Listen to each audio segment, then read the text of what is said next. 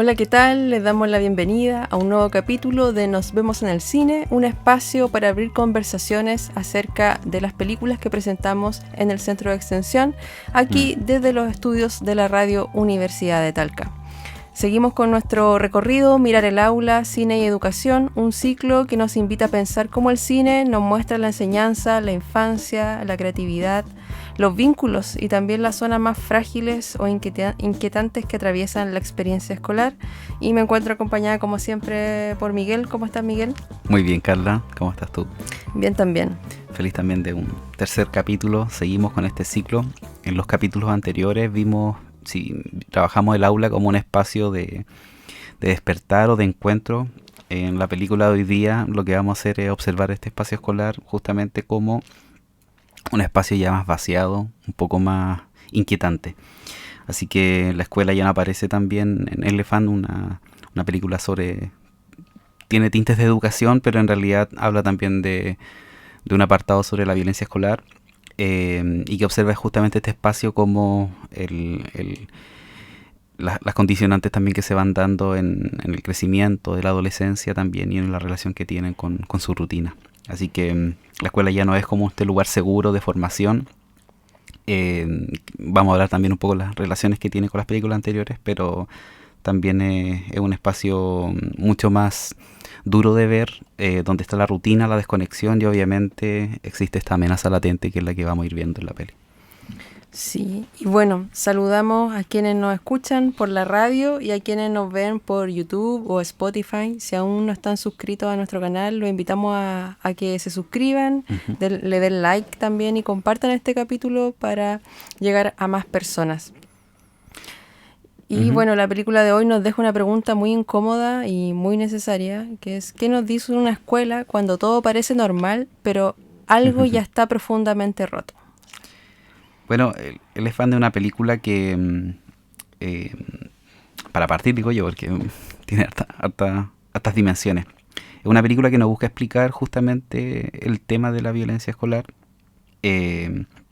más bien lo que nos obliga y el aspecto formal de la película tiene que ver también con un habitar el tiempo y el espacio. Los recorridos que hace la cámara a través del pasillo, los silencios, la rutina escolar, en la cual poco a poco se empieza a hacer visible también una realidad muy dura adolescente y es una inquietud que empieza a crecer de a poquitito justamente en estos tiempos que se van dando. Así que es una película que justamente responde a tu pregunta de qué sucede cuando creemos que lo vemos todo, pero en realidad por dentro hay un montón de situaciones también que empiezan a juntarse. Bueno, ¿te parece que entreguemos algunos datos de contexto? Esta película fue ganadora de la Palma de Oro en Cannes del año 2003. Y también ganó director. Sí, llevó 2 premios. Una proeza que estamos justamente en la semana del festival. De Cannes. Sí. Es una proeza no para nada fácil obtener mejor dirección y mejor película. Sí, está dirigida por Gus Van Sant, que es un director del que ya hemos conversado el año pasado. Mostramos Mi Dajo Privado para un ciclo LGBT. Y bueno, esta película habla de la violencia escolar y está basada libremente en la masacre de Columbine ocurrida en Estados Unidos, en Colorado, el año 99. Voy a leer la sinopsis. Adelante. Elephant sigue a distintos estudiantes durante un día aparentemente normal en una escuela secundaria de Estados Unidos. A través de recorridos, repeticiones, silencios y cruces entre personajes, la película construye una experiencia inquietante donde la rutina escolar se va cargando de vacío, distancia y violencia latente.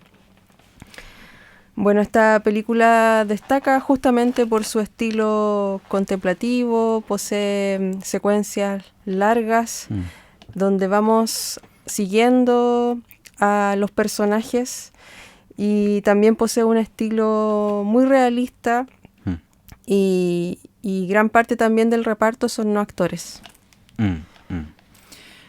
No sé si te parece hablar de un primer tema que tiene que ver cómo se muestra, cómo la película nos lleva a través justamente de esas formalidades que indica esta rutina escolar y esta normalidad que poco a poco se vuelve inquietante.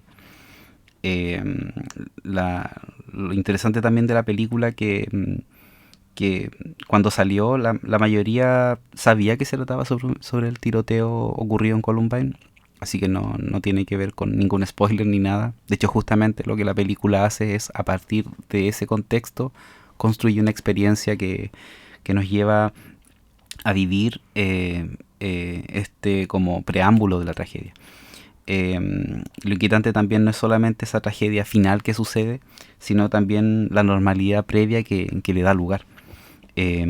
Vemos también ahí muy a partir de distintos personajes, como decías tú, muchos nuevos actores, un casting tremendo que hace la producción, para poder llegar justamente a estos rostros que nos van a mostrar este dolor adolescente. Todos padecen de cierto modo. La adolescencia en parte también tiene que ver un poco con ese crecer, ese duro crecer.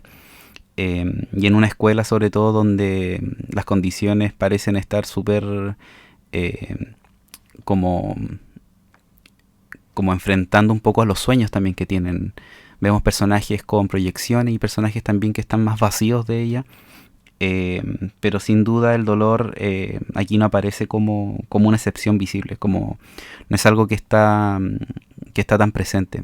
Y justamente el tiempo que le dan los planos, las secuencias, los seguimientos que hacen, poco a poco vamos viendo esas fisuras que se van sintiendo, y esta normalidad que es bastante lapidaria en cuanto a vivir. Yo creo que también nos lleva a la película a volver un poco a la escuela, a volver a habitar, a recorrer pasillos.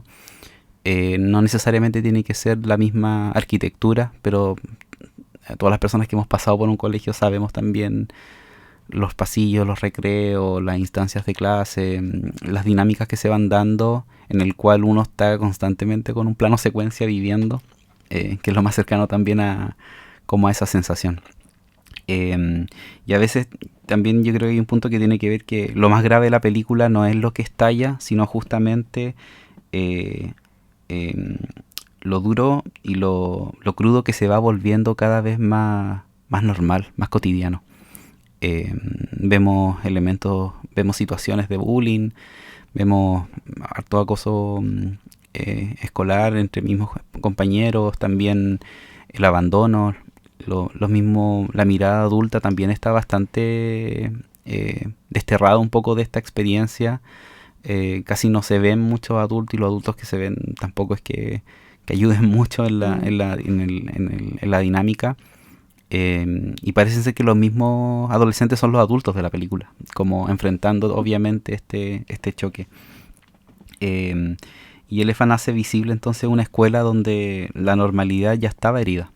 Entonces también creo que hay algo muy potente de la película, que a partir de la decisión estética y por qué no también ética de la película, de querer mostrar ese tipo de experiencias, saliendo un poco de estilos de relatos más sensacionalistas. Esto está un poco a la par, bueno, viene años después de Bowling for Columbine, que es un documental de Michael Moore, que justamente habla de este tema, pero están en direcciones totalmente distintas. Es un documental, Michael Moore en su estilo también bastante, casi como un personaje también, empieza a indagar en las razones y en los motivos ocultos detrás. También es interesante porque ganó un premio especial de Cannes en su momento. Pero la película en este caso nos lleva a otra mirada, al dolor infantil desde dentro, y cómo ese dolor también se va volviendo poco a poco un paisaje muy duro. Sí, y qué bueno que mencionaste Bowling for Columbine, porque igual es una película que sirve para complementar a Elephant, que da un poco más de contexto, de datos, y desde la mirada crítica de Michael Moore. Pero claro, acá está la mirada de Van Sant, que plantea una realidad, que observa y no juzga, que me parece también muy parte de su mirada de autor. Y tampoco es explícita. Y como dices tú, pueden ser situaciones muy cotidianas, pero hay varias capas. Hay situaciones de bullying, hay mucha soledad que también él quería plasmar, mucha incomunicación. Si bien es un espacio escolar que debiese ser seguro o más cálido. Pareciera que todos deambulan y no hay mucha conexión. De hecho, recordé un concepto que se usa en comunicación, que son estos espacios llamados no lugares, donde las personas solamente transitan y no hay una identidad. Y esta escuela pareciera que fuese un no lugar, donde las personas van a este espacio a aprender, entre comillas, pero no hay un vínculo. Y eso vendría a ser una señal de que algo no está bien. Pero todo eso no está dado explícitamente y lo vamos interpretando o podemos ir un poco sintiendo a medida que vamos conociendo a cada personaje. Y también es interesante que estamos viendo una realidad donde de alguna manera se siente como una tensión.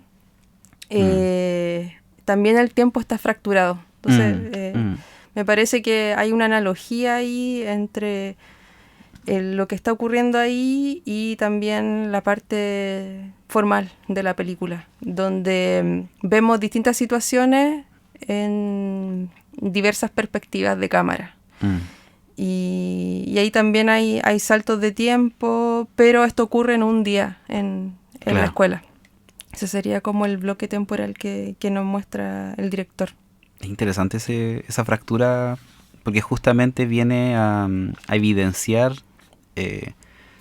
también una forma en cómo vivimos también la vida, incluso la vida contemporánea, como más fragmentada, no tan lineal. Podría haber sido una película cronológicamente ordenada también en los planos, en los personajes también. Entonces no solo está fragmentada a nivel de tiempos y también está apoyada con los personajes. Es un puzzle que se va armando y que de verdad ayuda mucho a darle como a habitar un poco este aula, si quisiéramos también vincularlo con el tema del ciclo, pero un aula como cargada también de un espacio de esta soledad. Nos lleva también a un clima. Hay una sensación también que tiene que ver con el habitar y que es parte también de lo lindo que tienen los planos secuencia. Y por lo mismo también nos vuelve a encontrar una sensación como de agobio, pero creo que tiene que ver también como respirar la asfixia, ¿no? Como ir sintiendo un poco a poco esa presión. La película parte con John Robinson, ¿cierto? No recuerdo el nombre del personaje, pero un tremendo hallazgo también del cine, con esta mirada que además es súper distante. La película tiene también un plano que va jugando el Steadicam, ¿cierto? Esta posibilidad de poder mover la cámara casi como si estuviéramos flotando. Y eso también es una decisión bastante estética. Hay unos planos que son bien de arriba del auto, sobre todo que es como parte, pero ya vamos escuchando a los personajes, las problemáticas que carga cada uno, y ahí obviamente no podríamos no pensar en este hilo conductor que tiene que ver con este joven al quien lo va a dejar su padre borracho, y que por lo mismo también se enfrenta a situaciones complicadas con la escuela porque llega tarde, tiene que mentir para obviamente no exponer la realidad, y por lo mismo también es juzgado dentro de la escuela, es retenido. Entonces toda esta dinámica que se va construyendo en torno al pesar más allá de la escuela, también tiene que ver con poder poner un lugar a los adultos, y sobre todo con una pregunta que por qué también nos cuesta ver tanto el dolor en la infancia, las heridas que hay. Es como si olvidáramos también las nuestras que cargamos también. Pero creo que ahí también hay un punto de un gesto como casi poético de la película de Gus Van Sant, sobre todo que en este momento hacia esta película el mismo director empieza a encontrar un lenguaje que no había trabajado anteriormente con sus otras películas. O sea, hablamos de de su filmografía anterior. Pudimos dar una en un ciclo, ¿cierto? Pero son estéticamente más distintas. Sin embargo, la temática que atraviesa la filmografía de Gus Van Sant tiene que ver justamente con estos personajes rotos, con juventudes también bastante duras, sin querer romantizar tampoco ciertas épocas de adolescencia, mostrando también lo duro, pero también dándole pequeños gestos de gentileza. Elephant tampoco escapa un poco a eso. Yo también creo que hay personajes que nos dan también ciertos espacios también de confort y ternura. Creo que también es un director que sabe jugar lo duro y lo áspero, y también como lo suave o lo sutilmente cálido que puede ser también un día. Entonces, sí. No sé cómo lo ves tú en esa lectura. Igual pequeños detalles también en la atmósfera, como dices tú, de melancolía. La música también. Hay una secuencia donde suena Claro de Luna de Beethoven, que lo toca uno de los protagonistas. Y que claro, puede ser incluso verse como planos súper poéticos, sobre todo también con esta chica que aparece una adolescente, una niña que le hacen bullying, y que claro, como que nos ofrece ciertos o pequeñas situaciones o detalles muy desde la mirada sensible de Van Sant. Y esta película es parte de una trilogía llamada la Trilogía de la Muerte, donde anteriormente está Jerry, claro. Parte con esa primera película, Elephant es la segunda, y la tercera es Last Days, que es sobre los últimos días de Kurt Cobain. Ahí tengo la duda porque he escuchado de Trilogía de la Muerte y también la tetralogía, porque también consideran Paranoid Park, que es la que viene después, como parte de esta. Bueno, los directores en realidad no presentan sus películas como claro. Star Wars, parte 1, 2, 3, no es esa línea. Pero como que se le indagan un tema y lo desarrollan en 2 o 3 películas más. Entonces, Gary efectivamente es la película de transición a este estilo. Y claro, queda con ese estilo observacional, con esta forma estética de trabajar, y la trabaja en Elephant, la pule de manera como única, yo creo. O sea, el reconocimiento y el impacto que tuvo Elephant también en su momento fue grande. Y las personas que me imagino que la van a ir a ver también algo deben conocer de la película, porque también es parte también importante de la cultura cinematográfica. Y lo que hace también después tiene que ver con Last Days, ¿cierto? Con esta como biopic que ahora que están tan de moda. Pero es totalmente distinta de Kurt Cobain. También es una versión muy libre. De hecho, Gus Van Sant en ese tiempo estuvo muy obsesionado con el tema de la adolescencia perdida y ligada también a la muerte. Y él en alguna entrevista habla sobre estas películas que están basadas también en hechos reales. Eso también es que lo que tienen en común. Y él dice que las películas son preguntas de lo que sucedió. No quiere ofrecer respuestas, todo lo contrario.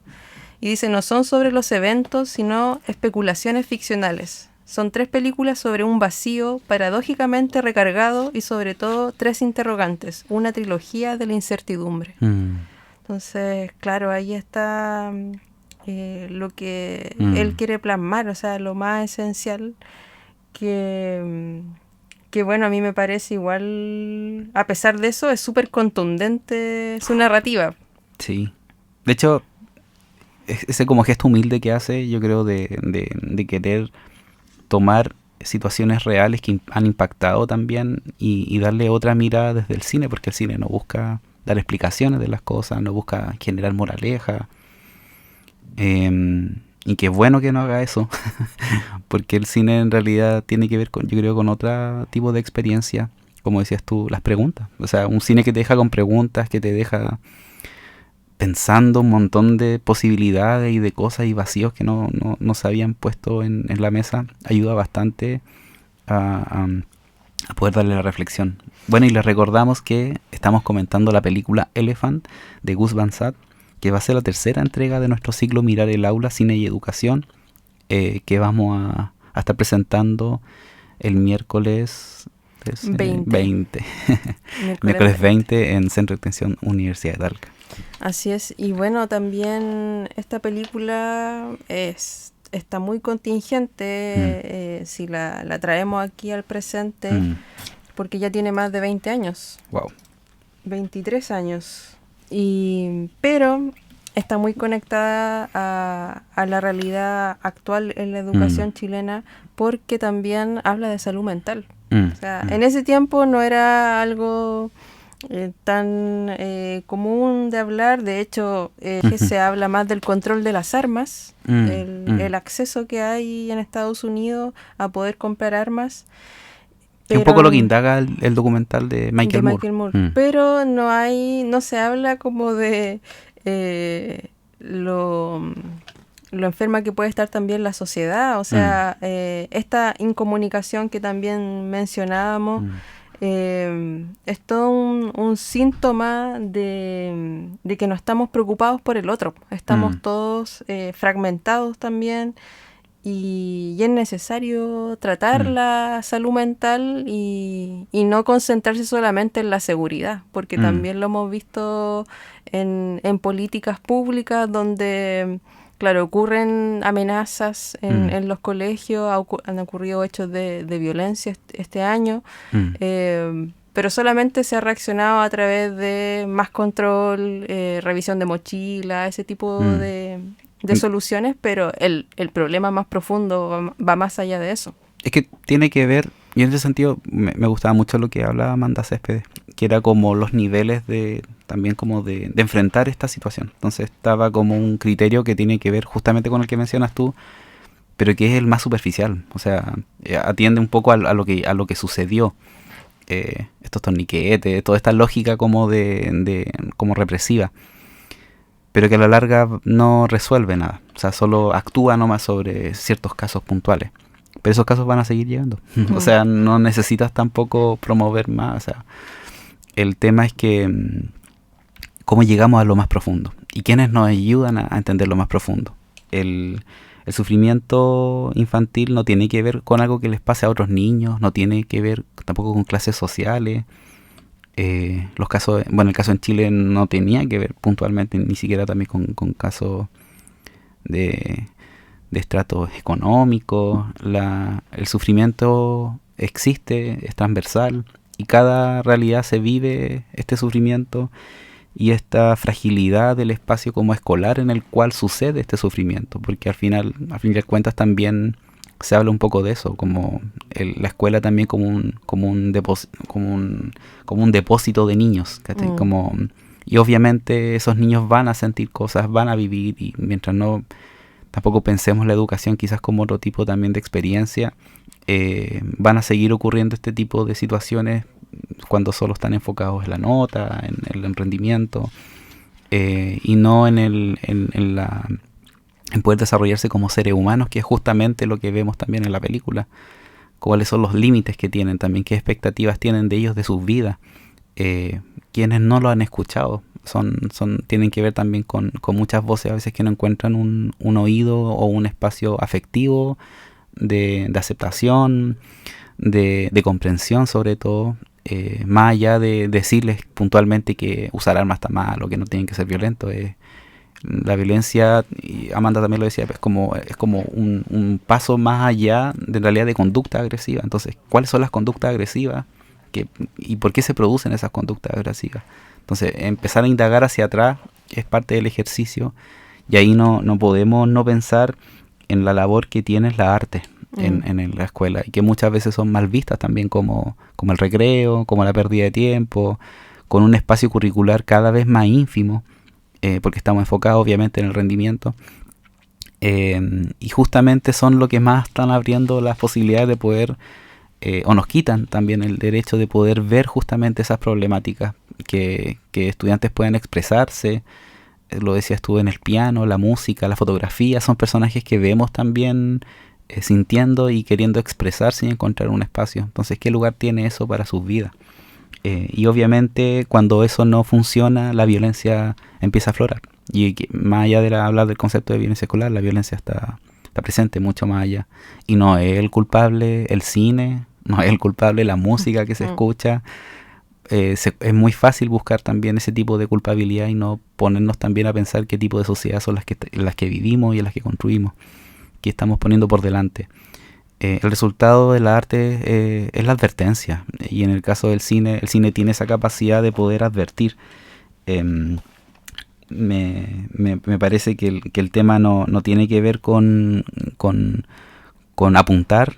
El cine quita el velo a otras problemáticas, y ese sufrimiento encerrado surge y aparece a través de estas actuaciones en la película que son tremendas. O sea, a mí me gusta mucho también esta peli por el casting que tiene, por cómo el casting levanta algo que es mucho más duro de ver y que no busca generar ni buenos ni malos, sino solamente observar y poder vivir este entorno como tan duro que tiene que ver con... O sea, solo vemos un día.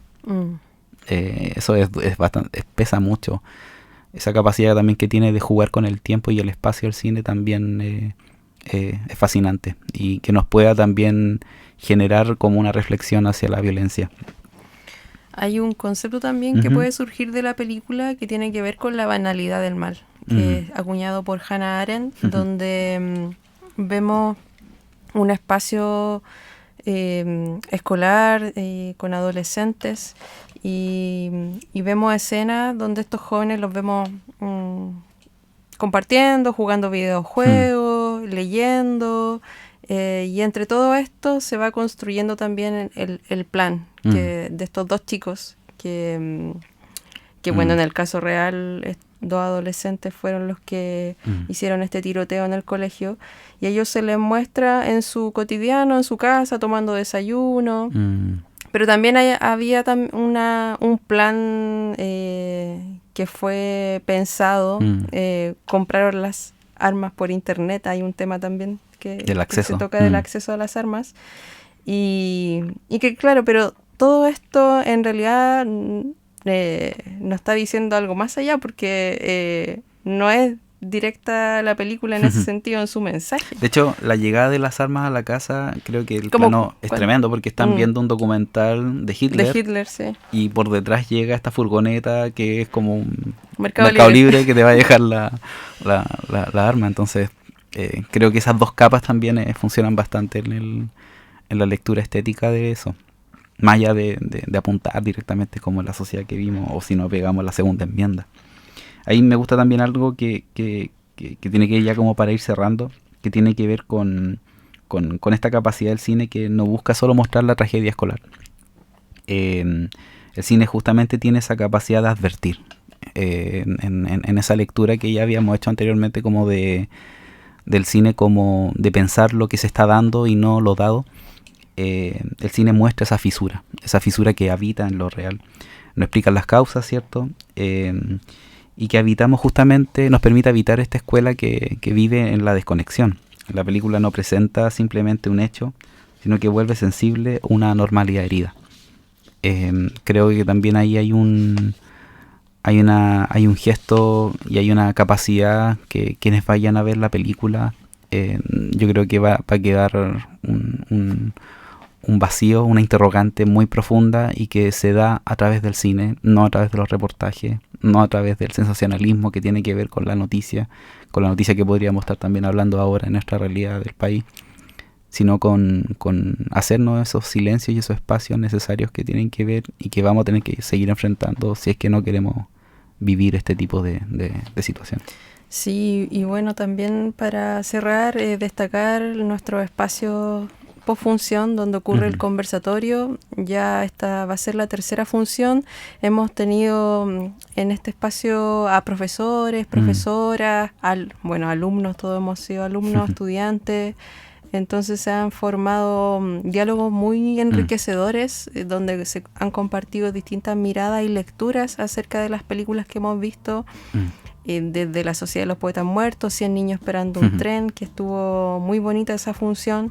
Y ahora con esta película vamos a tratar otros temas también muy necesarios, y me quedo con eso, con las preguntas que nos podemos hacer y con esta también película de Van Sant que nos obliga a mirar una escuela donde todo parece normal, pero algo ya está profundamente roto. Entonces de ahí vamos a poder también poder sacar muchas reflexiones. Llegamos entonces al final del capítulo. Si está en Talca, nos vemos el miércoles a las 19 horas, ¿cierto? En el Centro de Extensión Utalca. Si no pueden asistir, obviamente, le invitamos a ver las películas en su casa, por su cuenta, y a vivir igualmente este ciclo que está muy interesante en el mes también en que celebramos el Día del Alumno. Así que eso, agradecerte, Carla, también por la conversación, a Radio Universidad de Talca también, donde podemos grabar este programa, así que también nos pueden escuchar ahí. ¿Y dónde nos vemos, Carla? Nos vemos en el cine.